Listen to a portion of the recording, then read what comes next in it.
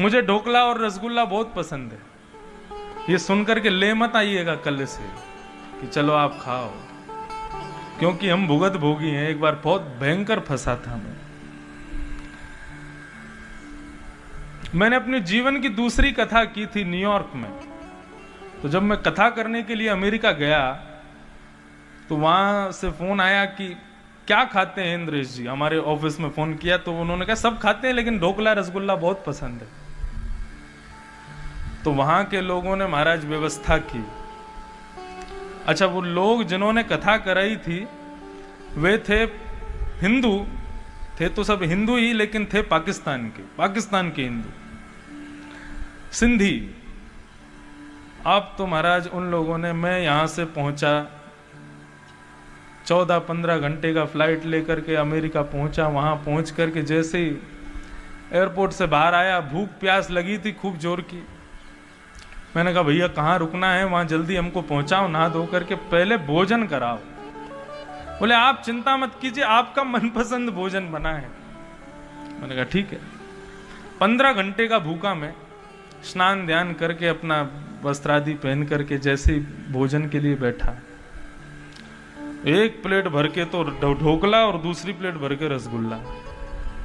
बोले पाओ। मैंने कहा ये तो साथ में पाया जाता है भोजन के, यही भोजन थोड़ी होता है। बोले नहीं, आपके यहाँ के लोगों ने बताया कि आपको यही पसंद है तो हमने तो यही बनवाया है। आप खूब झिक करके ढोकला खाओ और खूब रसगुल्ला खाओ। मरता क्या नहीं करता। 25 ढोकले खाए मैंने, पेट भरना था, और लगभग 7-8 रसगुल्ला खा गया। हमने कहा कोई नहीं, आज की रात निकल जाए, कल से तो बढ़िया। अच्छा, भारत में तो सब लोग रहते हैं, भोजन बनाने वाले भी रहते हैं साथ में, और नहीं भी हो तो हमारे सब मित्रगणी मिलके बना लेते हैं, बाहर का हम खाते नहीं है।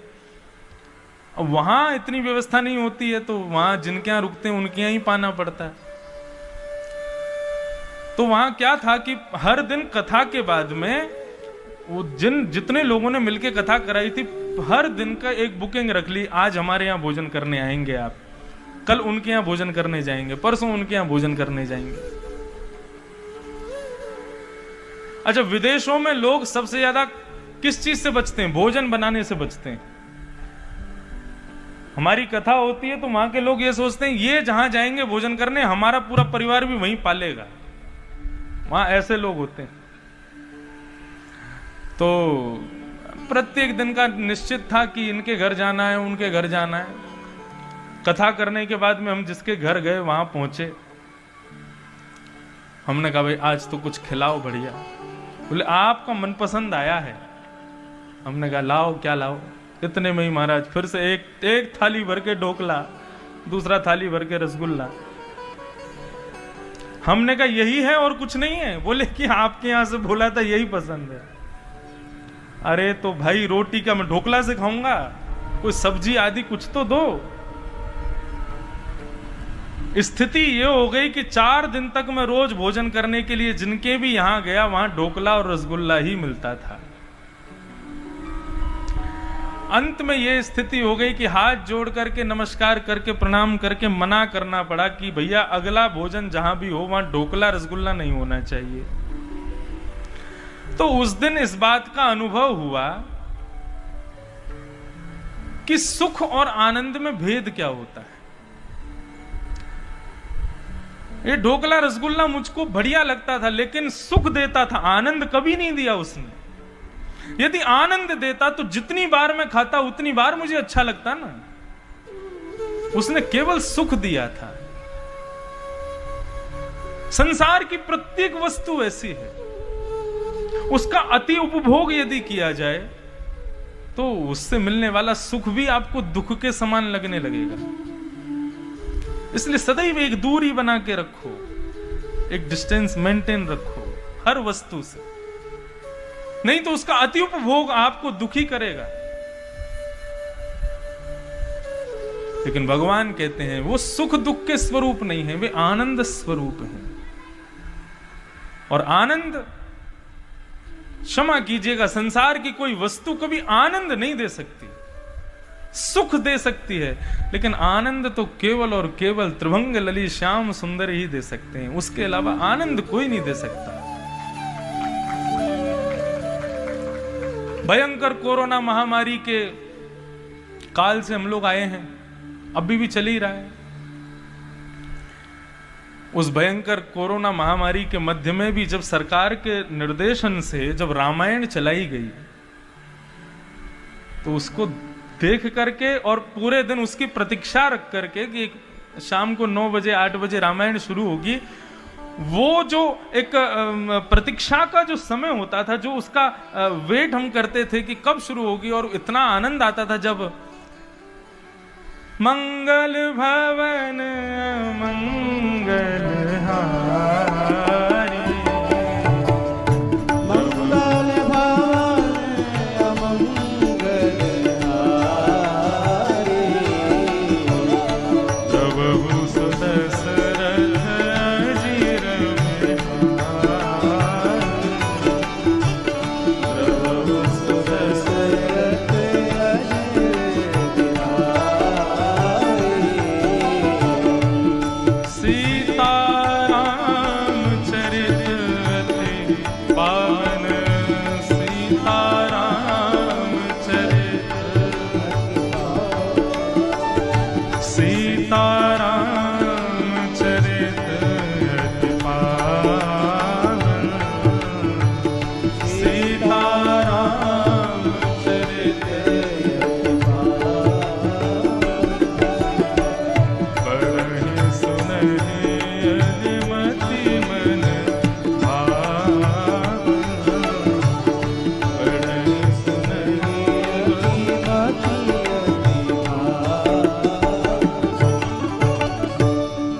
का अभिप्राय, जब ये चौपाई शुरू होती थी टीवी में तो पूरा घर दौड़ता था, कोई भोजन बना रहा है, कोई काम कर रहा है, कोई किसी काम में व्यस्त है। हम अपने घर की बता रहे हैं, आपके यहाँ पता नहीं क्या हुआ, लेकिन पूरा घर दौड़ता था, जा करके सब टीवी के आगे बैठ जाते थे और फिर मंगलमयी रामायण का दर्शन करते थे। सीता जी की विदाई हो रही है और मेरा पूरा परिवार बैठ के रो रहा था, जैसे मानो खुद की बेटी विदा हो रही है। तो वो सुख नहीं है, वो आनंद है, और आनंद केवल भगवत चरित्र ही दे सकता है। आप श्रीमद् भागवत की कथा यहां पर कोई सुख कमाने के लिए या कुछ बहुव्यस्त वस्तु कमाने के लिए आप कथा नहीं सुनते। आप श्रीमद् भागवत की कथा श्रवण कर रहे हैं, यहां बैठे हैं, केवल और केवल आनंद की अनुभूति हो जाए। सुख की प्राप्ति होती है, लेकिन आनंद की अनुभूति होती है, और वो आनंद की अनुभूति हो जाए, अनुभव हो जाए, उसके लिए बैठे। एक बार एक घर में किसी की मृत्यु हो गई, तो एक संत वहां से जा रहे थे, सब रो रहे थे घर में। माताएं रो रही थी, मेरा बेटा चला गया, पत्नी रो रही थी, मेरा पति चला गया, सब रो रहे थे। संत ने कहा, इतना लोग रो क्यों रहे, मैं देखूं चल करके। भीतर जाकर के पूछा, भैया तुम सब रो क्यों रहे हो? तो किसी ने कहा मेरे बेटा चले गए, किसी ने कहा मेरा पति चला गया, किसी ने कहा हमारे पिताजी चले गए। सबका कोई ना कोई संबंध सबने बताया। तो संत ने पूछा, कहां चले गए तुम्हारे पतिदेव? आपके पिताजी कहां चले गए? आपका पुत्र कहां चला गया? कहीं परदेश गया है? नहीं परदेश नहीं, वो ये हैं सामने, लेकिन हमको छोड़ के चले गए। बोले कहां चले गए? बैठा तो है तुम्हारे सामने, लेटा हुआ है। तुम्हारे बेटा से पूछने लगे, तुम्हारे पिता की आंखें कैसी थी? बोले आंखें बड़ी बड़ी थी, कान ऐसे थे, बड़े बड़े बाल थे उनके। तो शव को देख करके संत कहने लगे, इसकी भी बड़ी आंख है, बड़े कान हैं, बड़े बाल हैं, ये तुम्हारे पिता ही है ना? बोले हाँ है। तो पिता ही, तो फिर रो क्यों रहे हो? सामने है तो सही पिताजी।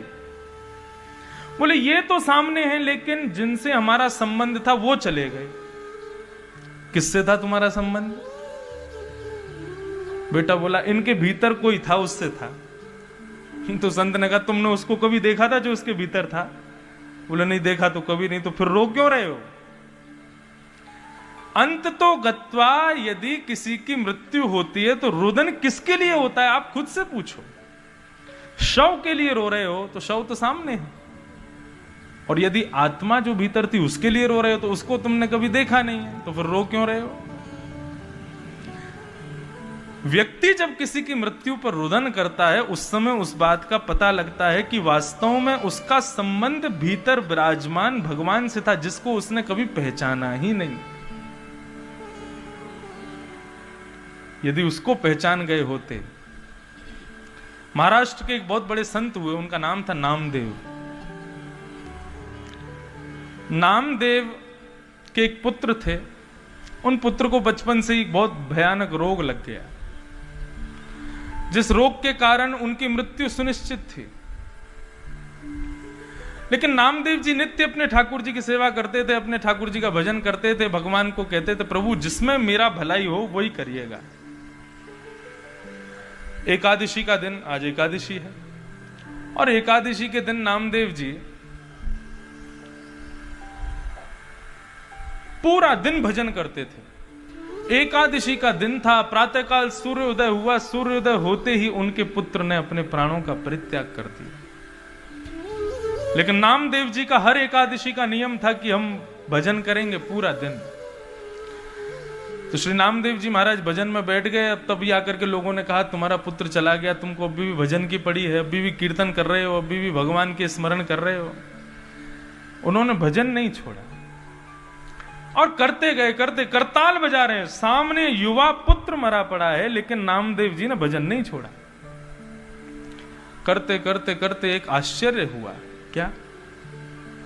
शव तो वहीं पड़ा था, लेकिन एक दिव्य प्रकाश प्रकट हुआ, और उस दिव्य प्रकाश के धूमिल होते ही क्या देखते हैं कि नामदेव जी का पुत्र खड़ा है, और पुत्र के गले में गलवैयां डाल करके श्याम सुंदर खड़े हैं, उनको दर्शन दे।